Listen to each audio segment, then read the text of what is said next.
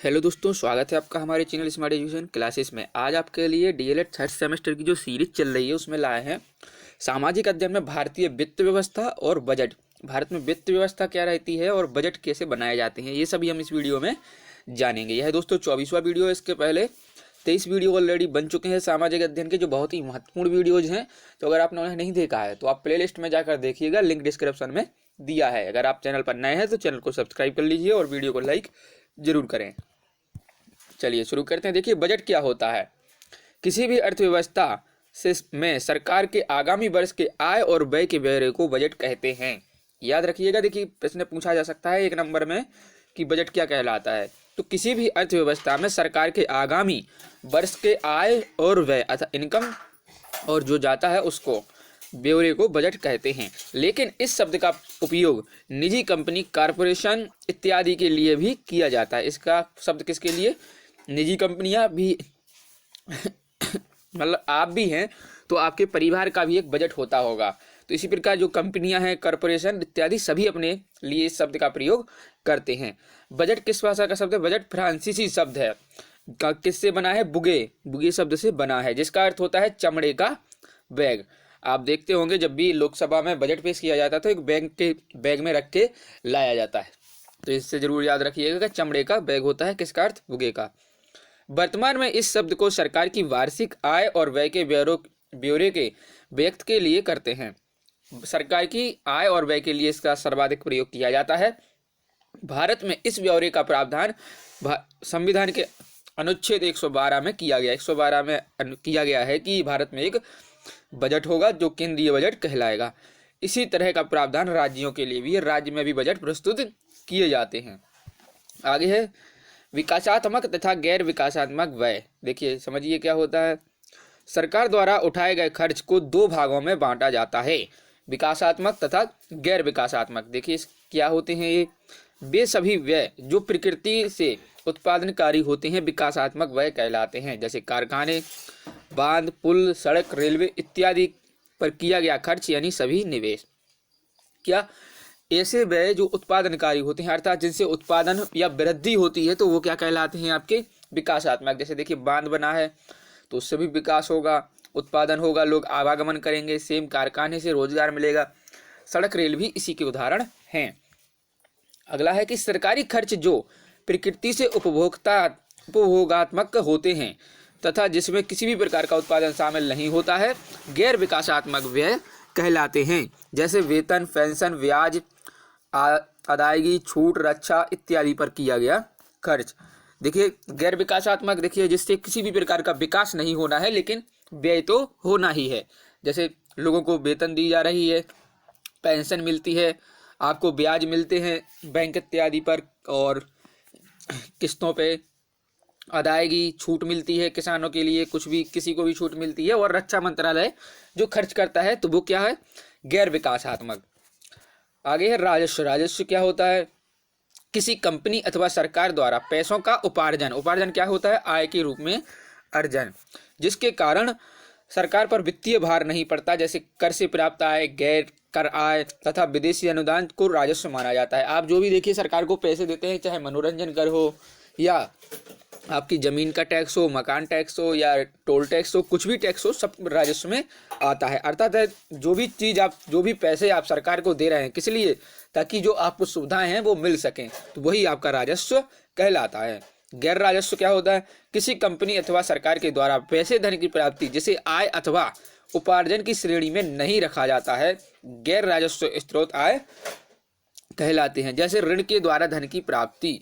मान लीजिए कोई सरकार ने ऋण दिया है और उससे उसको धन वापसी हो रही है। जैसे किसान क्रेडिट कार्ड होता है, सरकार किसानों को ऋण देती है और फिर वो वापस भरते हैं, तो वो किस प्रकार की आय है? गैर राजस्व आय वो कहलाती है। आगे है राजस्व व्यय। राजस्व व्यय क्या कहलाता है? राजस्व द्वारा किए गए सभी व्यय जो राजस्व किस्म तथा बाध्यताकारी किस्म के हों, राजस्व व्यय कहलाते हैं। राजस्व व्यय कैसे हों?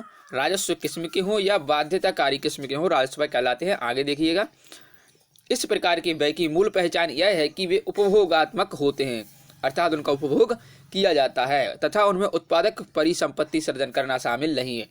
एक प्रकार से उपभोग होगा, उत्पादन जीरो रहेगा। इसका उपयोग सरकार को चलाने अथवा एक उत्पादक प्रक्रिया को चालू रखने के लिए किया जाता है। इनको पढ़िए जो आपको नंबर दिए गए हैं। आंतरिक तथा बाह्य कर्ज पर सरकार द्वारा दिया जाने वाला, आंतरिक तथा बाह्य कहते हैं, देखिए देश में भी सरकार कर्ज देती है और विदेशों को भी, एक देश दूसरे देश को भी अपने उधार पैसे देते हैं, तो वो इसमें शामिल हो जाता है। वीडियो अच्छा लग रहा है दोस्तों तो वीडियो को लाइक जरूर करिएगा। सरकार द्वारा सरकारी कर्मचारियों को दिया जाने वाला वेतन और पेंशन, जो सरकार देखिए राष्ट्रपति, प्रधानमंत्री, सांसद, विधायक और कई कर्मचारियों को वेतन पेंशन भी इसके अंतर्गत देती है, राजस्व व्यय के अंतर्गत। सभी क्षेत्रों में सरकार द्वारा दी जाने वाली छूट, चाहे वो किसी क्षेत्र में हो, कृषि के क्षेत्र में हो, या कह सकते हैं आपके किसी प्राइवेट सेक्टर में हो, आपको उद्योग लगाना है तो कई प्रकार से छूट देते हैं सरकार, रियासत देते हैं, रियायत। आगे सरकार द्वारा उठाया गया खर्च, सरकार देखिए कभी कभी क्या होता है कि किसी भी चीज़ का पूरा खर्च उठा लेती है। मान लीजिए कहीं परिस्थिति गड़बड़ है तो जो खर्च उठाया जाता है वो राजस्व व्यय में ही आता है। सरकार का डाक घाटा, देखिए सरकार का डाक घाटा कभी कभी होता है। देखिए आज के समय में कुरियर की इतनी अधिक विस्तृत व्यवस्था हो गई है कि जो भारतीय डाक है वो कई बार घाटे में जा रही है, तो उसका जो घाटा होता है वो राजस्व में आता है। आगे है विधि व्यवस्था पर किया जाने वाला वह पुलिस तथा अर्ध विधि कानून, तो देखिए पुलिस और अर्धसैनिक बलों पर जो खर्च किया जाता है वो राजस्व में आता है।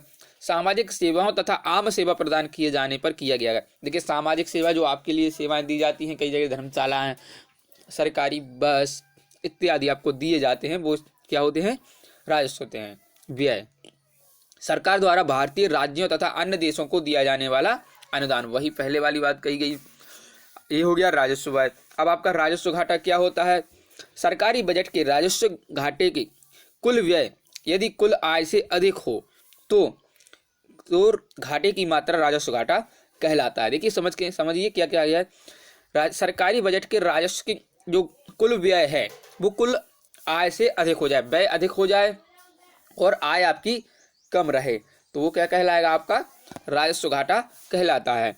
राजस्व व्यय अनिवार्य है तथा तात्कालिक होता है, ये अनिवार्य होता है और तात्कालिक होता है। ऐसे व्यय उपभोगात्मक तथा अनुत्पादक होते हैं। इस घाटे को कम करने के लिए खर्च किए जाने वाले पैसे का उपयोग किसी भी विकासात्मक कार्य के लिए किया जा सकता है। यदि राजस्व घाटा हो रहा है तो जो खर्च किया जाने वाला पैसा है वो ज़्यादातर किस पर, विकासात्मक कार्यों पर खर्च किया जाता है। वीडियो को लाइक जरूर करिए दोस्तों। आगे सरकारी बजट के राजस्व घाटे की यदि कुल आय कुल व्यय से अधिक हो, सरकार राजस्व का जो खाता है उसकी कुल आय और कुल व्यय से अधिक हो तो उसे क्या कहें, राजस्व अधिशेष, मतलब व्यय कम है और आय अधिक है, ठीक है ना, तो इसे क्या कहते हैं, राजस्व अधिशेष, मतलब राजस्व बच रहा है। कर क्या होते हैं, आधुनिक अर्थशास्त्र के अनुसार कर आय को वितरित करने का एक तरीका माना जाता है। आधुनिक अर्थशास्त्र हुआ है उसमें कर क्या है, आय को वितरित करने का एक आसान सा तरीका माना जा रहा है। कर को दूसरे तरीके से भी समझा जा सकता है, आम आदमी कर को सरकार की व्यय आवश्यकताओं को पूरा करने का तरीका समझता है। आम आदमी क्या समझता है, जो आप हैं तो वो क्या समझते हैं, कर को कि आपकी जो आवश्यकता है आम आदमी की उनको पूरा करने के लिए सरकार आपसे कर लेती है। आगे देखिए करापात क्या कहलाता है, वह बिंदु जहां कर लगता हुआ दिखता है उसे करापात कहते हैं। पूछा जाता है करापात किसे कहते हैं, तो वह बिंदु जहां पर कर लगता हुआ दिखता है वह से करापात कहते हैं। उदाहरण के लिए अगर आज किसी वस्तु पर वैट में वृद्धि की जाती है तो इसका आपात इंसिडेंस दुकानदारों पर होता है। अगर मान लीजिए कोई वस्तु है तो और उसमें आज वृद्धि हो गई है तो इसका जो इफेक्ट है वो किस पर, दुकानदारों पर होता है। जहां अर्थात यहाँ करापात का बिंदु क्या है, व्यापारी। करापात क्या होता है, जिस पर फोर्स पड़ता है।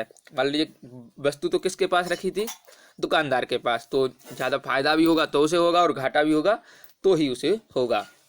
कराघात क्या कहलाता है, किसी कर के लगाए जाने के उपरांत इसका भुगतान वास्तव में जिसके द्वारा किया जाता है उस बिंदु को कराघात कहते हैं।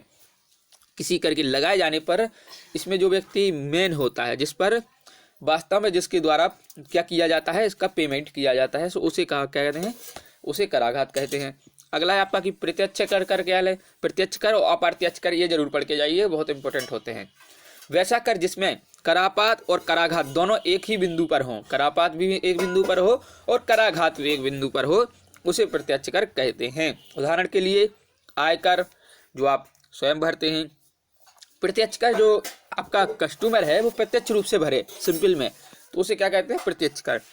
ब्याज कर, उपहार कर, संपत्ति कर, मृत्यु कर या फिर जायदाद कर, तो ये सभी आपके प्रत्यक्ष कर होते हैं। आप प्रत्यक्ष कर क्या कहलाते हैं, वैसे कर जिनका करापात और कराघात दो अलग अलग बिंदुओं पर हो, तो उसे क्या कहें, अप्रत्यक्ष कर कहते हैं। या मान लीजिए कि आपको यह कह सकते हैं जो उपभोक्ता है वो कर अपना जो भरना है वो डायरेक्ट ना भरकर किसी माध्यम के रूप में भरता है। जैसे उदाहरण के लिए भारत में केंद्रीय वैट का करापात होता है तो व्यापारियों पर, लेकिन कराघात आम जनता पर। मान लीजिए सोने का रेट बढ़ गया, ठीक है ना, ऊपर से बढ़ा है, तो व्यापारी क्या करेंगे, रेट बढ़ाएंगे, तो असर किस पर पड़ना है, आम जनता पर पड़ना है। व्यापारियों को तो कोई नहीं, उनको ज़्यादा में आई है वो ज़्यादा में बेचेंगे, तो इसका जो इफेक्ट पड़ता है वो आम जनता पर ही पड़ता है। जैसे आयात निर्यात कर और सीमा शुल्क। सीमा शुल्क मान लीजिए कोई भी वस्तु आपकी, कोई भी साबन है, मान लीजिए लाइफबॉय साबन है, अगर वो बाहर से महंगी आ रही है, 5 रुपये की आ रही है, बढ़ जाती है, तो मान लीजिए 5.5 की हो गई है, तो 8 तो चलती नहीं है, तो कस्टमर को तो कितना 6 रुपये ही ये पे करना पड़ेगा। तो इसका जो इफेक्ट पड़ता है वो आम जनता पर पड़ता है। आगे है आपका वस्तु एवं सेवा कर क्या होते हैं। वस्तु एवं सेवा कर जैसे क्या कहते हैं, आज इंपोर्टेंट है GST, ठीक है। आगे है भारत में एक कर, आपको देखो दोस्तों कमेंट बॉक्स में बताइए कि GST का फुल फॉर्म क्या होता है। भारत में एक कर प्रस्ताव है जिसकी सिफारिश विजय केलकर की अध्यक्षता वाले कार्यदल ने की थी। ये पूछा जाता है कि किसने की थी, तो विजय केलकर की अध्यक्षता वाले कार्य ने की थी। इसके अंतर्गत केंद्र एवं राज्यों के कई अप्रत्यक्ष करों को समाहित करके एकल वैट लगाने की सलाह दी गई। मतलब जो भी कर लगेगा एक कर होगा ना, स्टेट गवर्नमेंट और उसमें कई कर लगते थे कि पता चले कि 4 रुपये की वस्तु और आपके कस्टमर तक आते आते 10 रुपये की हो जाती थी, तो ऐसा नहीं होगा। ऐसे में राज्यों के कई अप्रत्यक्ष करों को समाहित करके एकल वैट बनाने की सलाह दी गई है, जिसकी वसूली वैट विधि पर की जाएगी। आगे है देखिए राज्य के कर पूछे जाते हैं। देखिए वे कर जो पूर्णतः राज्य सरकारों के अधिकार में आते हैं। भारत के सभी राज्यों के आय और व्यय के साधन एक जैसे ही हैं, केवल राज्यों की परिस्थितियों में अंतर के कारण उनका सापेक्ष महत्व भिन्न भिन्न हो जाता है। देखिए सामान्यतः तो सभी की आय व्यय एक सी होती है, लेकिन परिस्थितियां होती हैं। जैसे मान लीजिए उत्तराखंड है तो उसकी परिस्थिति अलग है और उत्तर प्रदेश की परिस्थिति अलग है, तो वहाँ पर आय के साधन उसकी प्रकृति के अनुसार होंगे, हमारे यहाँ हमारे अनुसार होंगे।